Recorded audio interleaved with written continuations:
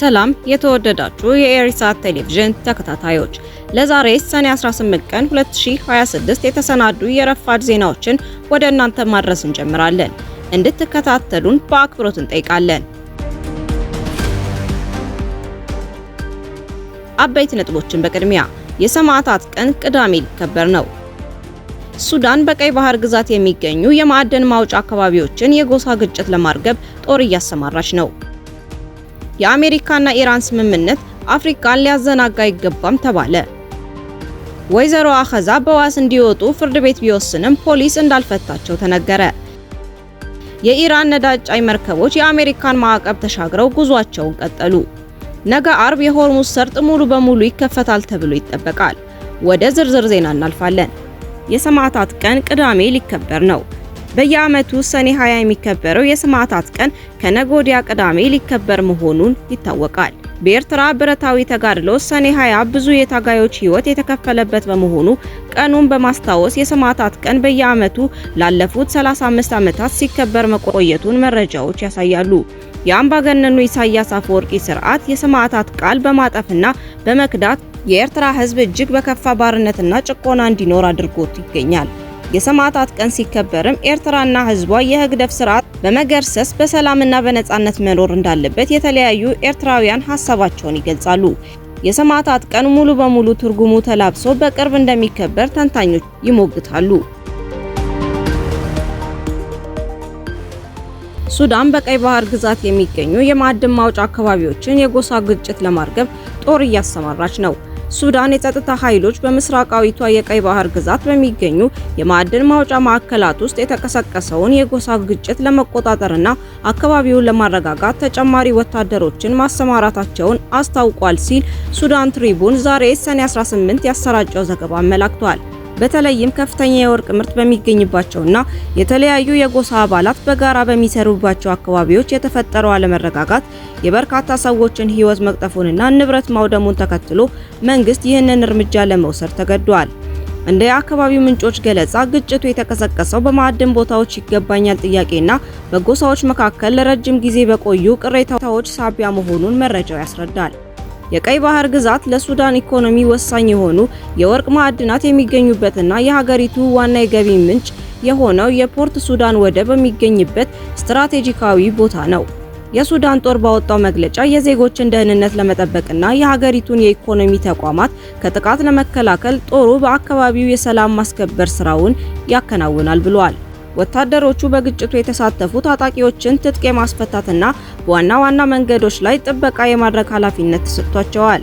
ሱዳን በአሁኑ ወቅት በጄኔራል አብደልፋታህ አልቡርሃን በሚመራው የሱዳን መደበኛ ጦር ኤስኤኤፍ እና በጄኔራል መሐመድ ሐምዳን ደጋሎ ሄሜቲ የሚመራው ፈጣን ድጋፍ ሰጪ ኃይል አርኤስኤፍ መካከል በሚካሄደው አስከፊ ጦርነት ውስጥ ትገኛለች። ምንም እንኳን የቀይ ባህር ግዛት በአብዛኛው በመደበኛው ጦር ቁጥጥር ስር ቢሆንም እንዲህ ያሉ የውስጥ የጎሳ ግጭቶች የጸጥታ መዋቅሩን ይበልጥ እያዳከሙት ይገኛሉ። ተላላኪዎቻችን እንደዘገቡት ከሆነ በግጭቱ ሳቢያ የማዕድን ቁፋሮ ስራዎች ተስተጓጉለዋል። ይህም ቀድሞውኑ በጦርነት የደቀቀውን የሱዳን ኢኮኖሚ ይበልጥ ይጎዳዋል ተብሎ ተሰግቷል። የቀይ ባህር ግዛት የጎሳ መሪዎች ግጭቱ እንዲቆምና ችግሮች በውይይት እንዲፈቱ ጥሪ እያቀረቡ ነው። ይሁን እንጂ በሱዳን ባለው የፖለቲካ ክፍተትና የጦር መሳሪያዎች በሲቪሎች እጅ በብዛት መገኘታቸው ግጭቱን በቀላሉ ለማርገብ ፈታኝ ሊያደርገው እንደሚችል ተንታኞች ይገልጻሉ። መንግስት በአካባቢው የሰዓት እላፊ ገደብ እየጣለ ሲሆን ሁኔታው እስኪረጋጋ ድረስ ወታደራዊ እንቅስቃሴው ተጠናክሮ እንደሚቀጥል አስታውቋል ሲል መረጃው ያመላክታል። የአሜሪካና ኢራን ስምምነት አፍሪካን ሊያዘናጋ አይገባም ተባለ። አሜሪካና ኢራን ደረሱበት የተባለው ስምምነት አፍሪካ እንዳያዘናጋ ተንታኞች ማሳሰባቸውን ትናንት ሮብ ሰኔ 17 ያሰራጨው የዶቼ ቬለ ዘገባ አመላክቷል። በሁለቱ ተፋላሚ ወገኖች ይፋ የተደረገውን ስምምነት ከቃል ኪዳን ቀለበት ጋር ያነጻጸሩት የጸጥታ ጥናት ተቋም ከፍተኛ ተመራማሪ ሞዝስ ኦኬሎ ጋብቻው ከመፈጸሙ በፊት ቃል ኪዳኑ ሊፈርስ ይችላል ብለዋል። እናም የአፍሪካ ሀገራት ቀውስን ለመቋቋም እየሰሩ ካሉት ስራ መዘናጋት እንደሌለባቸው አሳስበዋል። ወይዘሮ አኸዛ በዋስ እንዲወጡ ፍርድ ቤቱ ቢወስንም ፖሊስ እንዳልፈታቸው ተነገረ።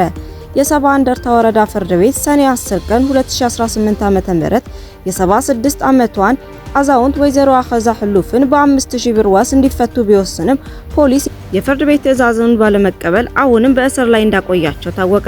አዛውንቷ ሰኔ 8 ቀን 2018 ዓመተ ምህረት ከመኖሪያ ቀበሌያቸው ተወስደው የታሰሩት አዲስ ነው በተባለው የመኸታ አዋጅ ተከሰው ነው።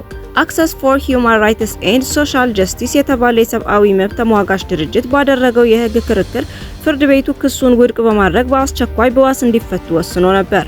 ፖሊስ የፍርድ ቤቱን ትዕዛዝ ወደ ጎን በመተው አዛውንቷን በእስር አቆይቷል። የኢራን የነዳጅ ጫኝ መርከቦች የአሜሪካን ማዕቀብ ተሻግረው ጉዟቸውን ቀጥለዋል። ቢቢሲ ዛሬ ባወጣው መረጃ እንደሚያመለክተው ከቅርብ ጊዜያቱ ዲፕሎማሲያዊ ስምምነቶች ማግስት የኢራን ግዙፍ የነዳጅ ጫኝ መርከቦች የአሜሪካን የባህር ኃይል ቁጥጥርና ማዕቀብ በጣሰ መልኩ ወደ ተለያዩ የዓለም ክፍሎች በመጓዝ ላይ መሆናቸውን የወጡ መረጃዎች አመላከቱ።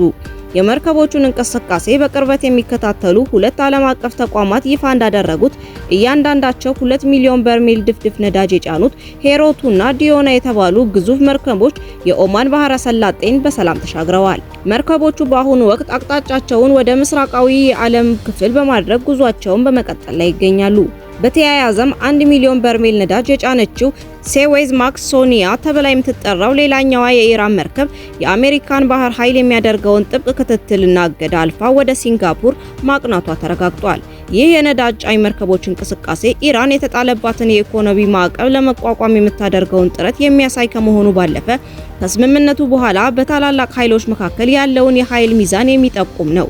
የፖለቲካ ተንታኞች እንደሚሉት ከሆነ የማዕቀብ ውጤታማነት መርከቦቹ የባህር ኃይል እገዳን አልፈው መጓዛቸው የአሜሪካ የነዳጅ ማዕቀብ አፈጻጸም እየላላ መምጣቱን ወይም አዳዲስ ስምምነቶች ለኢራን የነዳጅ ንግድ ቀዳዳ መፍጠራቸውን ያሳያል።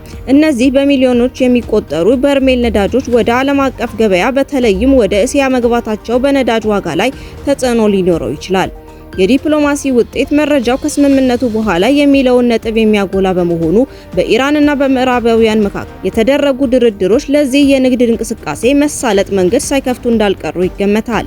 እስካሁን ድረስ የአሜሪካ የባህር ኃይልም ሆነ የዋሽንግተን ባለስልጣናት በመርከቦቹ ማለፍ ዙሪያ የሰጡት ይፋዊ ምላሽ የለም።